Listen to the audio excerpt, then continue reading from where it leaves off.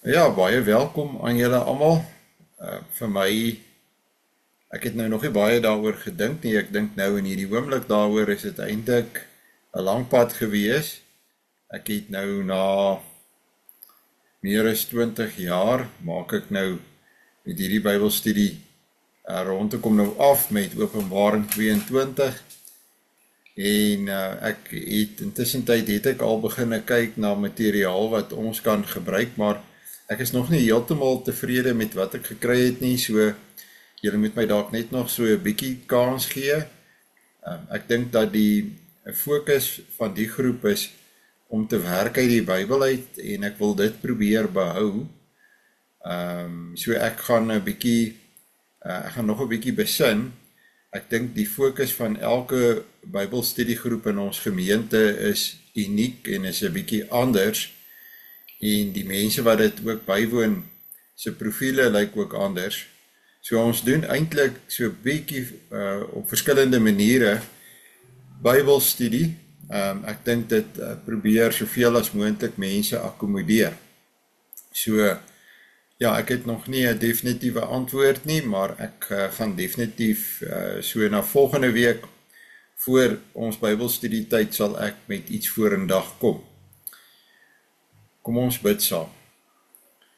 Ons Vader wat in die hemel is, ons sê vir U dankie vir 'n nag van rus. Ons werk baie hard deur die dag en ons het die rus ook nodig. En dit is 'n genade as ons kan rus en U wek ons op met nuwe krag. Ons is nie altyd dankbaar genoeg daarvoor nie en ons aanvaar dit dikwels as vanselfsprekend. Ons bid dat U ons nou in hierdie oomblikke ook stilte en kalmte sal gee, dat daar 'n rustigheid op ons sal daal, sodat ons rondom U woord bymekaar kom, dat ons saam luister na wat U vir ons sê, dat ons ook ons blik rig op die toekoms, en dat ons ook sal uitsien na dit wat U vir ons berei het. Ons bid dat ons U woord altyd sal bestudeer as gelowiges, dat ons U woord sal lees soos wat 'n kind dit sal lees, dat ons sal glo en aanvaar wat U aan ons openbaar. Ons sê vir U dankie dat ons hierdie pad vir vandag kan afrond, dat U ons gelei het om so deur die woord te werk. Bly ons dan nou deur U Heilige Gees en ons vra dit in die Seun se naam. Amen. Goed. Nou, ek begin vir ons te lees uit Openbaring 22 vanaf vers 1. Toe het die engel aan my 'n rivier met die water van die lewe gewys. Dit was helder soos kristal en het gestroom uit die troon van God en die Lam. In die middel met die hoofstraat aan die een kant en die rivier aan die ander kant, staan die boom van die lewe wat 12 keer vrugte dra. Elke maand dra dit vrug. En die blare van die boom bring genesing vir die nasies. Daar sal geen vloek meer wees nie. Die troon van God en die Lam sal in die stad wees, en sy diensknegte sal hom dien. Hulle sal sy aangesig sien, en sy naam is op hulle voorkoppe. Daar sal ook nie meer nag wees nie. Die behoefte aan die lig van 'n lamp en die lig van die son sal nie meer bestaan nie, omdat die Here God hulle sal verlig, en hulle vir ewig en ewig as konings sal heers. Toe het die engel aan my gesê, hierdie woorde is betroubaar en waar. Die Here, die God van die geeste van die profete, het sy engel gestuur om aan sy diensknegte te wys wat binnekort moet gebeur. Kyk, ek kom gou. Gelukkig is die wat vashou aan die woorde van die profesie van hierdie boekrol.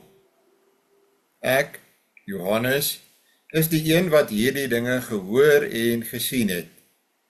Toe ek dit gehoor en gesien het, het ek in aanbidding neergeval aan die voete van die engel wat hierdie dinge aan my gewys het. Maar hy het vir my gesê, moet dit nie doen nie, ek is net 'n diensknegt, saam met jou en jou broers, die profete, en saam met diegene wat vashou aan die woorde van hierdie boekrol, aanbid God. Hy het ook vir my gesê, moenie die woorde van die profesie van hierdie boekrol verseël nie, want die bestemde tyd is naby. Wie onreg pleeg, laat hy nog meer onreg pleeg. Wie onrein is, laat hy nog meer onrein word. Maar wie regverdig is, laat hy nog meer geregtigheid beoefen, en wie heilig is, laat hy nog meer heilig word. Kyk, ek kom gou, en die beloning is by my, om elkeen volgens sy optrede te beloon. Ek is die Alfa en die Omega, die eerste en die laaste, die begin en die einde. Gelukkig is diegene wat hulle lang stolas was, sodat hulle reg kan hê op die boom van die lewe en die stad deur die poorte kan binnegaan. Die honde bly buite, ook die towenaars en die hoereerders, die moordenaars en die afgodsdienaars, en ook elkeen wat die leuen liefhet en beoefen. Ek, Jesus, het my engel gestuur om teenoor julle oor hierdie dinge in die gemeentes te getuig. Ek is die wortel en die geslag van Dawid, die helder môrester. En die Gees en die bruid sê, kom. En laat elkeen wat luister sê, kom. En laat elkeen wat dors het, kom. En laat elkeen wat dit begeer, die water van die lewe kry, verniet. Ek getuig teenoor elkeen wat die woorde van die profesie van hierdie boekrol hoor. As iemand iets hieraan toevoeg, sal God die pla waarvan in hierdie boekrol geskryf is, aan hom toevoeg. En as iemand van die woorde van die boekrol van hierdie profesie wegneem, sal God sy aandeel aan die boom van die lewe en aan die heilige stad, waarvan in hierdie boekrol geskryf is, wegneem. Hy wat hierdie dinge getuig sê, ja, ek kom gou, amen, kom Here Jesus. Die genade van die Here Jesus bly by julle almal. Goed, dit is 'n heerlike hoofstuk om te lees. Het is 'n groot voorreg dat God hierdie hoofstuk vir ons laat bewaar bly het in die Bybel, dat ons hom het en dat ons hieruit soveel vir onsself ook kan kry en ook versterking kan kry met die oog op die toekoms. Hierdie hoofstuk is 'n hoofstuk waarin ons besef dat God het die hele tyd met 'n plan gewerk en daar kom ook 'n punt dat God sy plan afrond en afhandel. Die engel speel weer 'n rol. 'n Engel is 'n boodskapper. Julle sal agterkom in hierdie hoofstuk is daar 'n wisselwerking, amper iets soos 'n dialoog van dan is die engel handelend en aan die woord, dan Johannes en dan ook die Here Jesus. En die hele tyd is daar hierdie wisselwerking van figure wat in hierdie hoofstuk handel en praat en besig is. Toe het die engel aan my 'n rivier met die water van die lewe gewys. Aan die woorde, die engel neem Johannes as het ware aan die hand en hy lei hom en hy wys hom 'n pragtige rivier. Nou, hy beskryf die rivier as die rivier met die water van die lewe. Nou, as 'n mens praat van hierdie rivier, moet jy onmiddellik dink, hoe het Johannes dit verstaan? Johannes het hier probeer om vir ons iets te vertel van die goddelike heerlikheid wat hy aanskou. En hy moes gedink het in terme van Jesegiel, en ek wil die hoofstuk saam met julle lees. Dit is nie so lank gelede, ek dink omtrent miskien 'n jaar gelede, wat ek ook gepreek het uit Jesegiel 47. Eerskomende Sondag preek ek ook hoe dat God water gebruik om die boodskap van verlossing oor te dra. Julle weet dat dit 'n doopgeleentheid is. So water speel 'n baie belangrike rol in die Bybel en ons kan dit verstaan. Niks kan lewe sonder water nie. Daar is baie water op die planeet, maar daar is nie altyd water op die regte plek nie. Jy kan nog sonder kos gaan, maar jy kan nie sonder water gaan nie. So water oor die algemeen bring lewe. As jy water het, kan jy die pragtigste tuin hê, want water maak lewe moontlik. Kom ons lees saam Jesegiel 47. Dit is die hoofstuk wat jy moet lees om te verstaan wat word bedoel met hierdie rivier met die lewende water. Met ander woorde, lewende water is ook vars water, nie lewende water. Jy kry ook nie lewende water en daar is ook sprake van nie lewende water in die Bybel, in die sin van die dooie see. Die dooie see se water hou nie lewe nie, maak lewe nie moontlik nie, want dit is baie ryk aan soutte. En daarom is dit as dit ware giftig. Maar die lewende water is vars water. Dis vloeiende water, bewegende water. Dis water wat bruikbaar is. Die man het my teruggeneem na die ingang van die tempel. Hier dink ons waarskynlik dan nou weer aan 'n boodskapper engel. Hy gaan wys vir Jesegiel waar kom hierdie water vandaan, en dit is 100% in lyn met wat ons sien in Openbaring 22. Onthou nou, hier in Jesegiel 47 stroom die water vanuit die tempel uit, en spesifiek vanaf die allerheiligste gedeelte waar die voetbank van God se troon is. In Openbaring 22 vloei die lewende water, die vars water, vanaf die troon van God.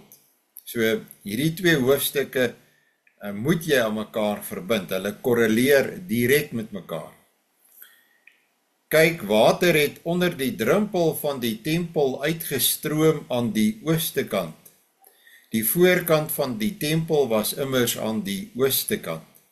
So die water vloei uit die tempel uit deur die, wat ons sal sê, die voordeur.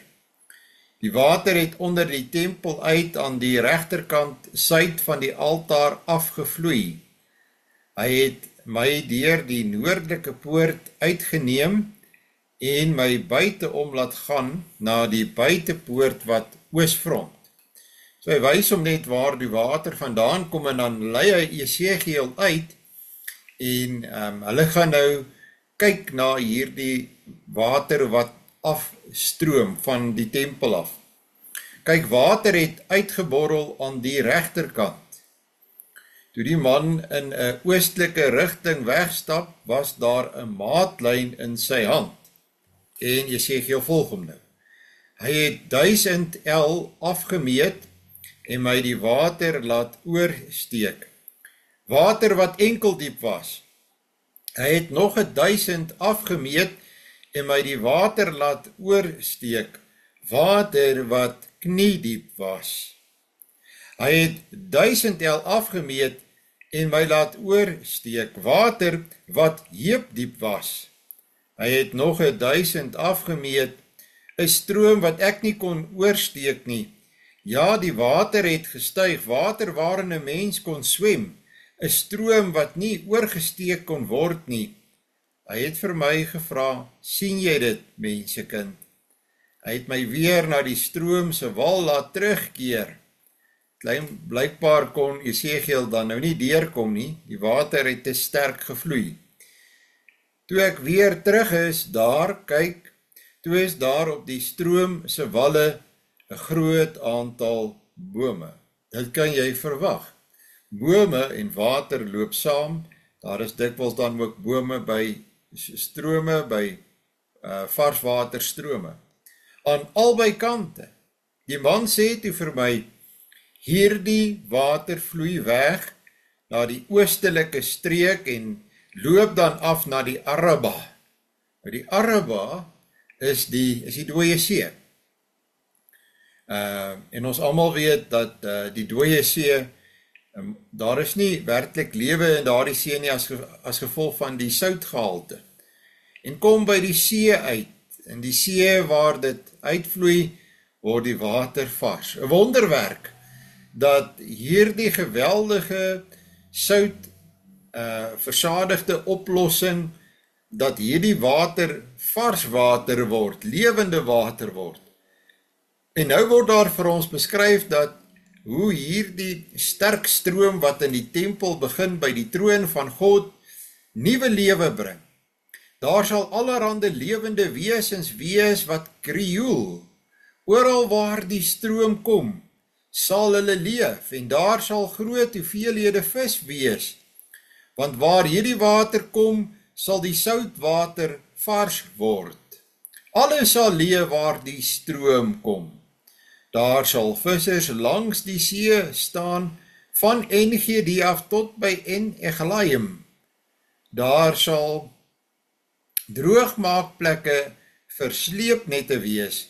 Daar sal geweldig baie soorte vis wees, net soos die vis in die Groot See, bedoelende die Middellandse See. Sy moerasse en kuile sal egter nie vars word nie. Vir soutontginning is dit bestem.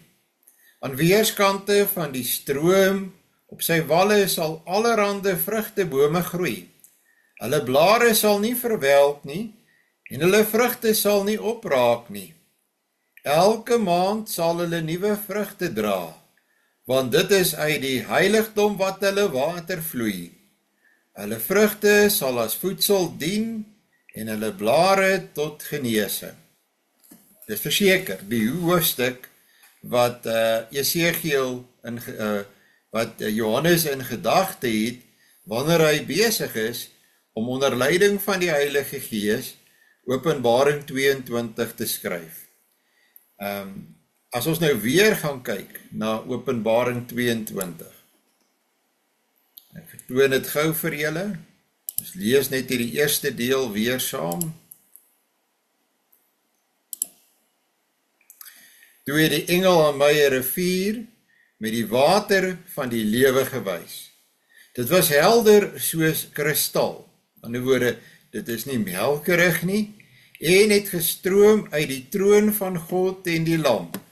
Hy wys in 'n sekere sin vir ons meer, en dit is in lyn met wat ons weet van die Bybel, dat die openbaring vanaf die Ou na die Nuwe Testament altyd meer volledig word, want by Esegiel het ons net gesien die water stroom onder die drumpel deur, en ons het nie gesien dat dit kom van die troon af nie. Die veronderstelling is baie duidelik dat dit van daar af kom, dat dit van God af kom, as jy kyk na die effek wat die water het, wat dit doen, in Esegiel 47 moet dit van God afkom, en die voorwerp in die tempel en in die tabernakel wat direk met God geassosieer is, was die ark van die verbond. Met ander woorde, die symboliese voetbank van God se troon hier op aarde. So jy die voorveronderstelling, jy lees dit daarin en jy weet dit moet van daar af kom, maar Johannes sê dat hy weet dit is die feit. Dit was helder soos kristal en het gestroom uit die troon van God en die Lam. Hy sien dit. Hy kan nou dit bevestig wat ons in Esegiel 47 nog nie in voluit kon gesien het nie. Hoekom is dit so? Wel, Johannes het mos nou toegang, want die voorhangsel wat voor die allerheiligste gehang het, het Christus oopgemaak. Dit het van bo tot onder geskeur toe hy gesterf het, het van bo tot onder oopgemaak, sodat ons kan ingaan en by God kan wees. En daarom kan Johannes hier sien, Christus het die pad vir hom en vir ons na die troon van God toe oopgemaak. In die middel, met die hoofstraat aan die een kant en die rivier aan die ander kant. So, jy het hierdie pragtige straat van goud, en aan die een kant parallel daarmee, verstaan ons dit, vloei dan hierdie rivier met die water van die lewe, en in die middel, tussen die straat, die hoofstraat en die rivier, in die middel is daar die boom van die lewe. Nou, die meeste kommentaarskrywers aanvaar dat ons hierdie enkelvoud in die Grieks moet verstaan as majesteits enkelvoud. En dis iets wat ek ook vandag geleer het.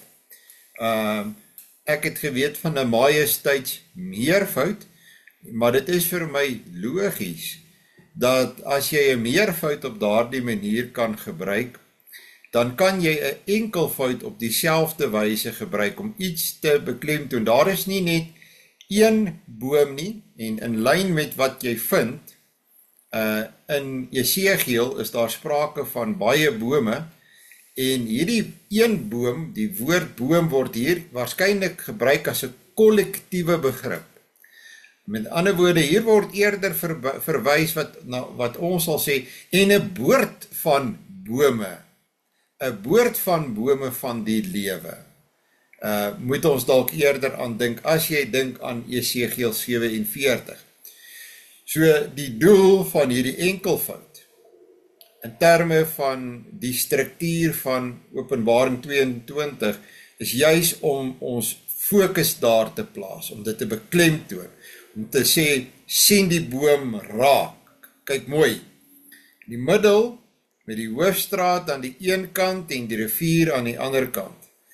As jy net 'n enkele boom sou gehad het, sou jy seker kon sê, jy kon seker dink in terme van die minimalistiese konsep, dat jy een boom baie duidelik sou raak sien, maar ek wonder as die hoofstraat van goud is, en daar is hierdie prachtige rivier wat vloei, en daar is een enkele boom, wonder ek of hy nie verdwerg sou geword het deur die heerlikheid van dit wat jy aanskou nie, en in die agtergrond die nuwe Jerusalem.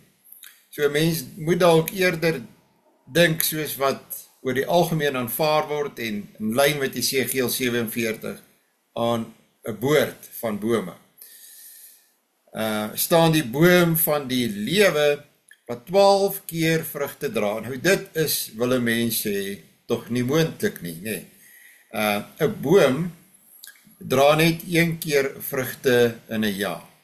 Jy moet baie moeite doen om te verseker dat jou boom 1 keer per jaar vrugte dra en nie oorslaan nie. En hier lees ons nou van 'n boom wat 12 keer vrugte dra, en ons het dit ook gehad in Jesegiel 47. Dit beteken, daar is altyd kos, en God maak altyd voorsiening. Nou, hoe kan dit wees? Is dit onmoontlik? Nee, dit is werklik ook moontlik. Letterlik is dit moontlik, want die rivier stroom van die troon af, die krag, die lewegewende krag van God is in die rivier, en daarom maak dit hierdie bome ruim vrugbaar, dat hulle die hele tyd kan vrug lewer. Elke maand dra dit vrug. En die blare van die boom, dit gaan nie net oor, ek dink nou aan 'n perskeboom. Ek het hierdie jaar mooi perskes gehad, ek het baie moeite gedoen, en ek was dankbaar dat ek mooi perskes kon gehad het. En nou staan die perskeboom, en hy het net mooi blare. En nou ja, jy kan onder die boom sit, in die skaduwee van die boom, maar sy blare is nie veel werd nie, nie baie lank van nou af nie. Dan gaan ek daardie blare moet beginne ophark as dit winter word, en hy gooi dit af. Dis hoe dit gewoonlik werk met vrugtebome, maar hier werk het heeltemal anders. Hierdie boom se blare het ook groot waarde. Hierdie boom se blare is vir genesing vir die nasies. daar is dan nie meer siekte nie. Wel, daar is nie meer siekte nie, want die mense gebruik hierdie blare van die boom, die hele tyd. Dit is daar, dit het ook waarde. Daar sal geen vloek meer wees nie. En ek dink daar lê ook die antwoord waarom die boomse blare so kragtig en genesend is, want al wat 'n vloek is, het nou verdwyn. Nou, die groot vloek waarmee ons gesit het, is natuurlik die vloek oor ons sonde, wat gemaak het dat ons deur God vervloek is, maar ons Here Jesus het daardie vloek op hom geneem. Nou as jy in die Bybel gaan kyk, sou jy 'n hele studie kon maak net in verband met vloeke. Vervloeking word in die Bybel op verskillende vlakke aangetref. Daar is 3 vlakke basies, die geskape orde of die skepping op 'n interpersoonlike vlak en ook in terme van God se verhouding met Israel. Die eerste vloek wat ons van lees is die vervloeking van die slang in die paradys in Genesis 3 vers 17. Op grond daarvan weet ons die sondeval het ook meegebring dat die mens 'n vervloekte geword het. Nee, ons is vervloek as gevolg van ons sonde, maar God het ingetree met die moederbelofte dat dit vir ons moontlik was om te kan bly leef. Dit is natuurlik wonderlik om te dink dat God dit uiteindelik sy woord gehou het deur duisende jare heen, sodat ons kan leef. Op interpersoonlike vlak het Joshua byvoorbeeld die Gibeoniete vervloek, Joshua 9 vers 23, en dan weet ons dat Israel het van die begin af geweet, as jy gaan kyk na Deuteronomium 28 vers 20, dat God se vloek rus op hulle as hulle die afgode sou begin dien. Ook ons Here Jesus het die goddelose en die ongehoorsame Chorazim en Betsaida vervloek. In Matteus 11 vers 20 tot 24, Markus 11 vers 20 tot 21. Goed, so van vloek en vervloeking, ek dink ons verstaan dit, daar is meer inligting daaroor en 'n mens kan dalk 'n bietjie meer daarvan lees, maar die punt is, daar is nie meer enige vloek in die nuwe Jerusalem nie, want Christus het die vloek op hom geneem. Die troon van God en die lam sal in die stad wees. Ons weet, ons het dit gehad in Openbaring 4 en 5, dat die lam bestyg die troon en deel die troon met ons hemelse Vader, en hulle troon is nie nou meer ver van ons af nie, maar is by ons, in die sin van, nie dat God ooit ver van ons af is nie, maar God se troon is nou sigbaar by ons. Dis die hoogtepunt. Kyk, hier het ons 'n wonderlike beskrywing van wat op ons wag, nee. 'n rivier, 'n goue straat, bome wat wonderlike vrugte dra, die elke maand van die jaar, blare van genesing, geen vloek meer nie. Maar dit alles is besig om weer op te bou na 'n troongesig. En as jy gaan kyk na Openbaring, is Openbaring die plek in die Bybel waar ons eintlik die meeste lees van die troon van God. Om die waarheid te sê, ons lees 44 keer van die troon van God in Openbaring, en dit is ongeveer 75% van die kere in die Bybel dat ons lees van die troon van God. So dit sê vir jou, dat die troon van God is baie belangrik in die boek Openbaring. En 'n mens moet elke keer as jy lees van die troon baie mooi gaan bepaal, wat sê God daarmee, waar pas dit in terme van die groter boodskap van die boek Openbaring. 'n Mens moet eintlik sê die boek Openbaring is die openbaring van die troon van God.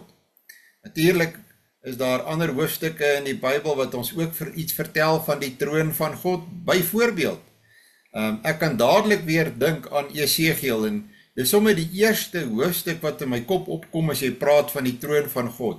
Esegiel hoofstuk 1, met daardie gedetailleerde en tog mysterieuse beskrywing van die troon van God, waar Jesegiel rondtas en soek na woorde, begrippe en beelde, om vir ons iets te beskryf van die groot heerlikheid van die troon van God. En 'n mens kan agterkom dat daar is 'n geweldige beperktheid in terme van ons as mense en ons taal om iets te verwoord van God se troon en van sy goddelike heerlikheid. En as julle dit nie geweet het nie, dit is die hoofstuk, dink ek, in die Bybel met die meeste tekskritiese notas. Met ander woorde, waar daar verskillende tekste is, wat ons bestudeer en na kyk, wat jy kan sien, daar is 'n soeke gewees na beskrywende taal en woorde. So dit is oorweldigend heerlik om die voorreg te hê, wat ons het, om God se troon deur die oë van Johannes te kan sien. Dis die hoogtepunt van alles, is om God te kan sien. Jou hele lewe dien jy God, bid jy tot God, praat jy met God, dien jy God, is jy besig met God, luister jy na hom, maar ons sien hom nie. En uiteindelik breek die heerlike groot dag aan, wat ons hom aanskou, soos wat Johannes hom hier aanskou. En dis by verre weg die groot hoogtepunt. Die troon van God en die lam sal in die stad wees, en sy diensknegte sal hom dien. Hulle sal sy aangesig sien. Hoe wonderlik, hoe heerlik, hoe groot is dit nie om daarna uit te sien, en sy naam is op hulle voorkoppe. God skryf sy naam op ons voorkop, myne, as het ware is die betekenis daarvan. Ons dra die naam van Yahweh, ons dra die naam van die drie-enige God, Vader, Seun en Heilige Gees, Yahweh. Nou, slawe is so getatoeëer deur hulle eienaar met hulle naam op die voorkop om te sê, dis my eiendom, dit behoort aan my. Dit is vir party mense 'n bietjie problematies om aan hulle self te dink as slawe, want kyk, in ander godsdienste is jy nie 'n slaaf nie, in die valse godsdienste dien jy nie God verder nie, jy's nie sy slaaf nie, hy's nie jou eienaar nie. Nee, byvoorbeeld, jy het 'n heerlike lewe wat royaal is, gevul is met die beste en die mooiste dinge, en alles draai altyd om jou, ook in die ewigheid. Net soos wat mense dit wil hê hier op aarde. So valse godsdienste is juist vals, en jy kan hulle maklik uitvang op hierdie punt, of jy nou praat van die Mormoonse geloof, of watter geloof ook al, daardie is 'n valse godsdienst, want in die hiernamals draai dit om die individu, om die mens, om sy genot, om sy plesier, om sy vervulling. Jy sien, daar is 'n dienaar van die lewende, grote, almagtige God nie, en daarom is dit nou vir jou nie plesierig is om God te dien, as dit nou vir jou moeilik is om dit te doen, as jy nou weerstand het daarteen, hoe gaan jy optree in die ewigheid hierna? Hierdie is eintlik die voorloper, die proefloopie, die oefening vir wat op ons wag. Daarom beoefen die diens van die Here. Dit is wat ons doen tot in ewigheid, en dis 'n heerlike roeping en 'n taak. Maar nou kan ons God aanskou, ons kan hom sien. Daar sal ook nie meer nag wees nie. Sekere dinge is nie meer daar nie. Daar is, 'n mens moet dit nou sekerlik ook binne perspektief sien, en ek weet ons lees hier van die water van die lewe, maar gewone water, soos wat ons dit hier ken, skynbaar is, daar kan 'n verskil wees. En daar word gesê, en jy kan ook 'n bietjie gaan kyk na, kom ons kyk maar na Esra 7, vers 38 tot 42. Esra 7, vers 38 tot 42, Esra die skrifgeleerde, in die tyd gelewe, wat, hier is, dink ek nou, net ek 'n bietjie gou hier kyk, partykeer is daar ook maar foute in boeke, nee. Kom ons kyk het gou hierso. Weer terugspring. Ja, nee, ek is nie seker wat hulle met die verwysing bedoel nie, maar wat hulle wel sê is dat daar is 'n groot hoeveelheid dinge wat nie, 27 dinge wat ons nie meer in die hiernamaals kry nie. Dit is die son, maan, sterre, wolke, donder, weerlig, wind, water, lug, duisternis, aand, oggend, somer, herfs, hitte, winter, sneeu, koue, haal, reën, dou, middag, nag, skemer, skynsel, lig en glans. Behalwe natuurlik die glans wat van God kom. Maar dit word beweer, dit is die dinge wat ons dan nie meer daar kry nie. Hier word genoem, om maar net enkeles te noem, Openbaring 22 weer net gou kry hier. Die behoefte aan die lig van 'n lamp en die lig van die son sal nie meer bestaan nie, omdat die Here God hulle sal verlig. God is die bron van wat ons nodig het, en hy sorg vir alles, en hulle vir ewig en ewig as konings sal heers. Ons is aan die een kant diensknegte, aan die ander kant is ons konings wat heers. Ons as mense, gisteraand het ons in die tweede Bybelstudie gepraat oor die werkverbond, ons kultuurtaak, dat die man geskep is as koning en sy vrou as koningin, en dat ons die verantwoordelikheid het om ons nie terug te trek en onsself toe te maak in ons huise en agter ons hoë mure met ons elektriese heining nie, maar dat ons die taak het om in terme van die opdrag wat God ons gegee het in Genesis 1 vers 28 uit te gaan en ons kultuurtaak te gaan volvoer, om te gaan doen, om besig te wees, om aktief te wees. Ek dink dat as 'n mens jou kultuurtaak verstaan, dan sien 'n mens ook hoekom ons 'n doel moet hê, hoekom ons 'n doel moet identifiseer, hoekom ons vir onsself baie keer ook maar moet sê, ons moet opstaan en ons moet aangaan met die lewe. Ons moet gaan heers as konings, ons moet koninklik optree. Dit beteken nie ons heers oor ander mense nie, maar ons heers oor onsself, selfbeheersing hier op aarde. Ons het ook daaroor gepraat gisteraand, dat 'n mens leer selfbeheersing aan, byvoorbeeld aan die etenstafel, en jy het 'n taak om te heers oor jouself, te bly in terme van die lyne wat God vir jou gee, en jou kultuurtaak in terme van die werkverbond, wat jy uitvoer en wat jy doen, wat jy besig is, wat jy doen op verskillende liggame, wat jy produseer en 'n verskil probeer maak en produktief is.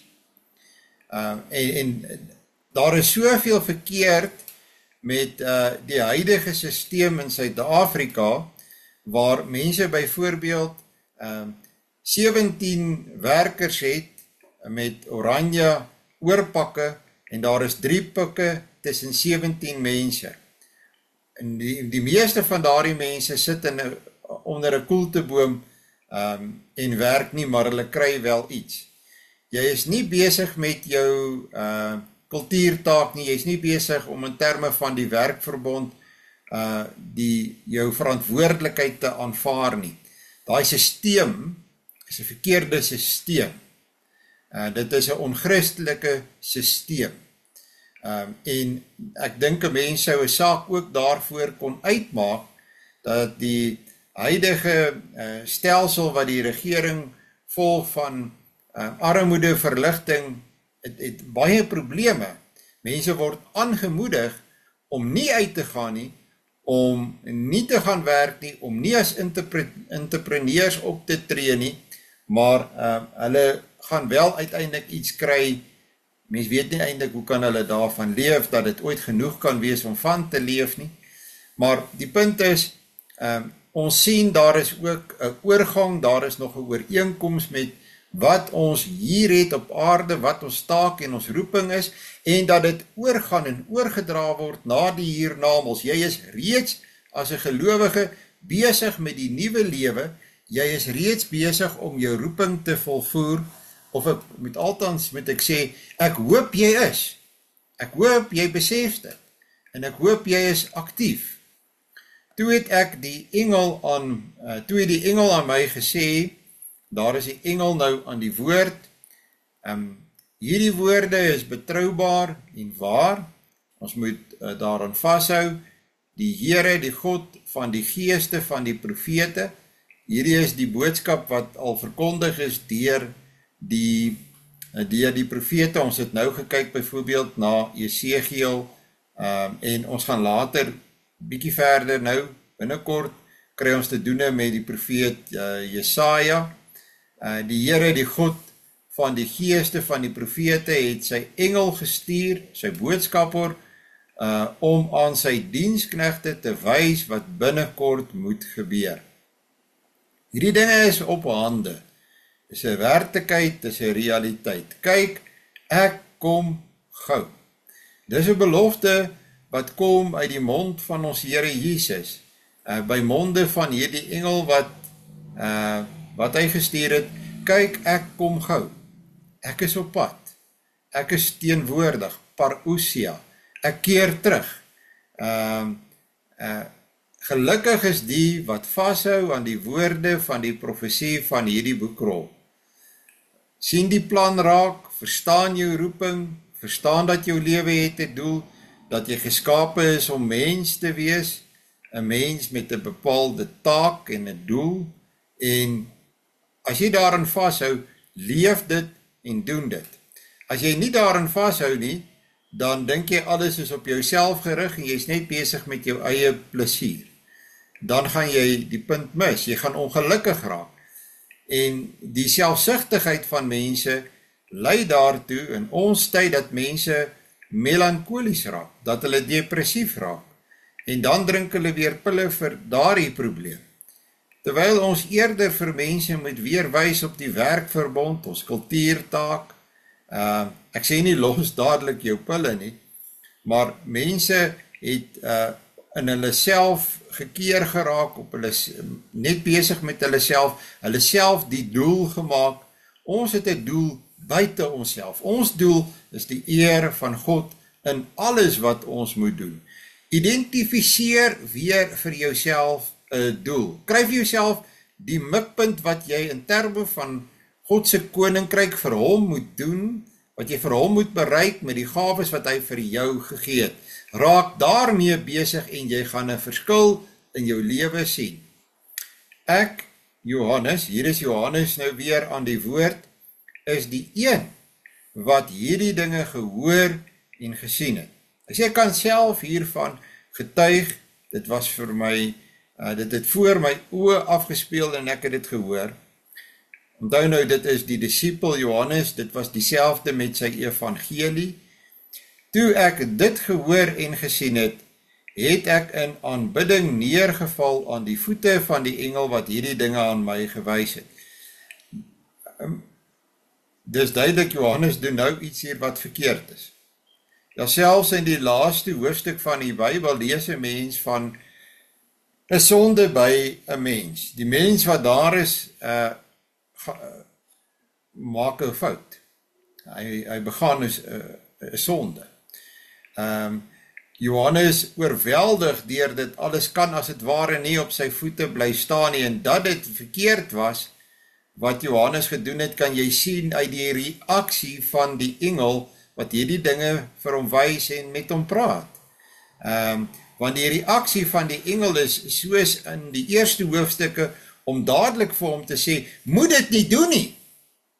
Asseblief stop onmiddellik. Ek is net 'n diensknegt saam met jou en jou broers, die profete, en saam met diegene wat vashou aan die woorde van hierdie boekrol. Hiermee sê die engel ook, daar is 'n band tussen jou, Johannes, en die profete vanouds, profete soos Jesegiel, wat ons nou net gelees het. Alles het gekom in terme van die profesie van Jesegiel 47. al staan julle amper 1000 jaar van mekaar af. Julle is dieselfde boodskap wat God bring. Dis jy en die profete, maar moenie neerval en my aanbid nie, want net soos julle almal is ek 'n dienskneg. En hy sê hard en duidelik en reguit, aanbid God. Aanbid altyd God. Hy het ook vir my gesê, moenie die woorde van die profesie van hierdie boekrol verseël nie, want die bestemde tyd is naby. Moet hom nie verseël nie, moet hom nie toemaak, met ander woorde, dat hy nie gelees kan word nie, dat hy nie bestudeer kan word nie, daar is nie meer tyd nie. Die tyd vir hierdie boekrol en die boodskap van hierdie boekrol is nou. Dit was amper 2000 jaar gelede. Amper 2000 jaar gelede, toe is dit al gesê van hierdie boekrol, die tyd is nou. Hoeveel tyd het nou al verloop en hoeveel nader staan ons nie aan die sigbare teenwoordigheid van die Here nie. Daar is nie tyd om te mors nie. Daar moet 'n dringendheid wees by die kerk om hierdie boodskap uit te kry daar buite. Ek is nogal teleurgesteld dat ek hierdie week weer met iemand daaroor moes praat, wat my as dit ware kom aanvat het, omdat ek die evangelie verkondig aan mense wat nie lidmate is van die gemeente nie. Dat ek tyd afstaan aan mense wat nie lidmate van die gemeente is nie. Hoe gaan die gemeente groei? Hoe gaan die gemeente sy opdrag uitleef, as gelowiges dink dat die roeping van die predikant, die bedienaar van die woord, is net om binne die gemeente besig te wees? Het ons nie die opdrag ontvang, en dit was my antwoord in terme van die Here se uitdruklike opdrag in Matteus 28, gaan dan heen, maak disippels van al die nasies, en leer hulle om alles te onderhou. Doop hulle in die naam van die Vader, die Seun en die Heilige Gees. Ek behoort dit nie te sê nie. Dit behoort vir almal duidelik te wees. Inteendeel, jy moet bly wees daaroor dat dit gedoen word, en dit is ons almal se roeping. Nou moet die boodskap gehoor word, meer as ooit. Gaan uit. Dit gaan nie oor ons nie, dit gaan nie net oor die mense binne ons gemeente nie, ons is nie na binne gerig nie, ons is na buite gerig. Ons is nie besig om dinge vir onsself lekker te maak nie, ons is besig om uit te kyk na buite toe. Hy het ook vir my gesê, moenie die woorde van die profesie van hierdie boekrol verseël nie, want die bestemde tyd is naby. Party mense gaan nie verander nie, maar ons moet bly op die regte pad. En dis die boodskap wat hier deurkom. Volhard op dit wat reg is. Volhard op die pad waarop jy is. Bly besig met dit wat God vir jou opgedra het. Wie onreg pleeg, laat hy nog meer onreg pleeg. Moenie jy daai pad nou vat nie. Hier word nie gesê, moenie die evangelie verkondig nie, maar hier word gesê, hou vas in wat jy het. Staan vas, hou vas. Bly op hierdie pad. Dis eerder 'n aanmoediging vir die gelowige.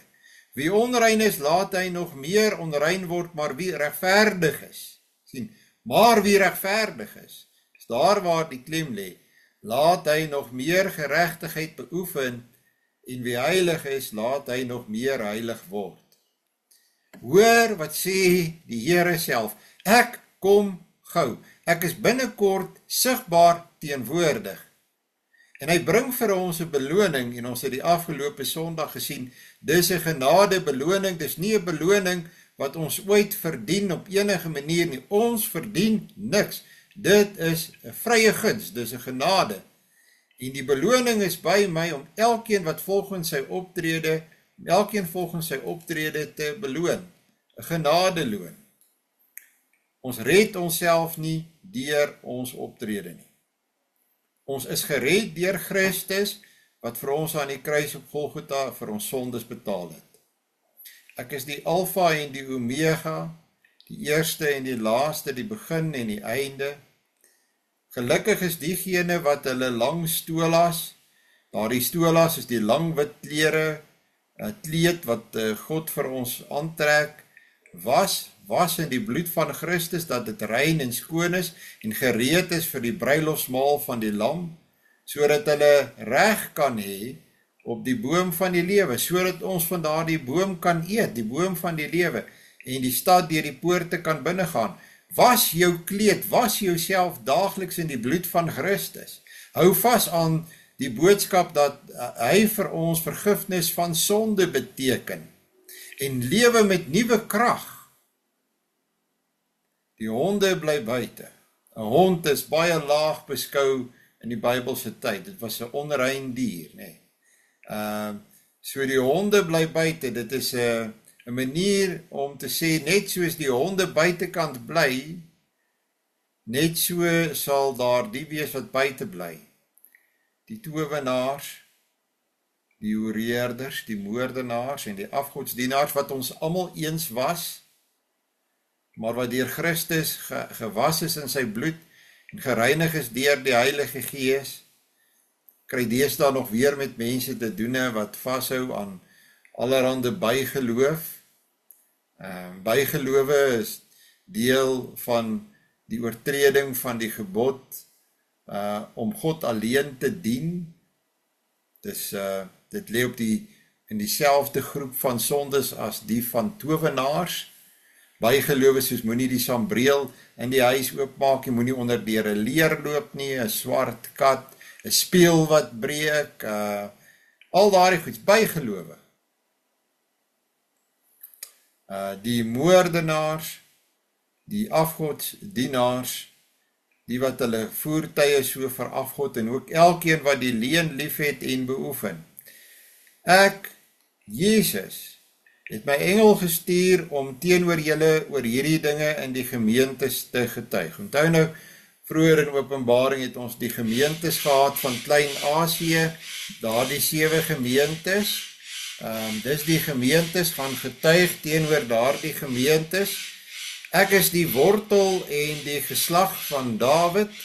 Ons weet dat ons Here Jesus is die een wat gebore is uit Dawid, wat God aan Dawid beloof het, die helder môrester. En die Gees en die bruid sê, die Gees werk in die bruid en die bruid is die kerk. Nou antwoord die bruid, antwoord onder leiding van die Gees, kom. Ons het 'n behoefte dat ons Here Jesus kom en ons spreek dit uit en laat elkeen wat luister sê, kom. En laat elkeen wat dors het, kom. Onthou julle die woorde van Jesaja 55 vers 1 en 2 wat ons baie keer ook gebruik wanneer ons nagmaal vier, wat sê, en elkeen wat dors het, moet kom en kom kry van die water, of kom kry van dit wat God vir ons gee. Laat elkeen wat dors het, kom. En laat elkeen wat dit begeer, die water van die lewe kom kry verniet. Ek getuig teenoor elkeen wat die woorde van hierdie profesie, van hierdie boekrol hoor. As iemand iets hieraan toevoeg, sal God die pla waarvan in hierdie boekrol geskryf is, aan hom toevoeg. Nou, in die algemeen het jy gekry dat aan die einde van boeke in daardie tyd was daar hierdie woorde om te sê, moenie bysit nie, moenie wegvat nie. Dit geld natuurlik nie net vir die boek Openbaring in die Bybel nie, maar vir die ganse Bybel, want Openbaring sluit die woord van God af. As iemand iets hieraan toevoeg, sal God die pla waarvan in hierdie boekrol geskryf is aan hom toevoeg. En as iemand van die woorde van die boekrol van hierdie profesie wegneem, sal God sy aandeel aan die boom van die lewe en aan die heilige stad waarvan in hierdie boekrol geskryf is, wegneem. Jy wil nie, nadat jy van hierdie wonderlike heerlikheid gehoor het, wil jy nie hê dat God iets daarvan van jou af moet wegneem, omdat jy sy woord op enige manier verdraai of nalaat nie.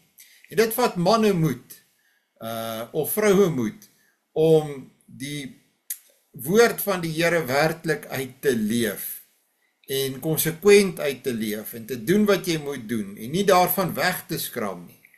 Hy wat hierdie dinge getuig sê, ja, ek kom gou. Hoeveel keer is daar nie al nou gesê, die Here die versekering gegee, ek kom, ek is teenwoordig, ek gaan sigbaar vir julle teenwoordig wees binnekort. En die kerk moet die begeerte hê, dit moet in ons leef. Ons wil hê die Here moet sigbaar in ons teenwoordigheid wees. Amen, kom Here Jesus. Dit is tog jou diepste hartsbegeerte. Die genade van die Here Jesus bly by julle almal. Jammer vir die geraas daar in die agtergrond. Ek het nie altyd beheer van daai papegaai nie, hy maak baie keer net soos wat hy wil. Ek vra maar om verskoning, hy kan nogal baie keer sterend wees, alhoewel hy so eentjie van ons af is. Is daar miskien enige vrae of opmerkings van julle kant af oor hierdie laaste Bybelstudie van Openbaring 22? Goed, ek sluit vir ons af met 'n gebed. Ons Vader wat in die hemel is, baie dankie dat ons hierdie Bybelstudie kon afrond met hierdie heerlike hoofstuk, dat U hierdie hoofstuk vir ons gegee het. Ons bid dat ons self daarna sal uitsien om U seun, ons Here Jesus, te sien en om by U te wees in U teenwoordigheid. Here, baie dankie dat ons deel kan wees van ons gemeente en dat ons 'n gemeente is wat U woord lees en bestudeer, dat ons ywerig is daarin om U woord te bestudeer. Ons bid dan nou dat U ons verder in die dag sal seën en ons vra dit van U in die naam van ons Here Jesus Christus. Amen. Goed julle, ek wil vir julle almal dankie sê dat julle vanaand, dat julle vanoggend ingeskakel het, ekskuus, nie vanaand nie, vanoggend. Mooi en 'n geseënde dag vir julle almal.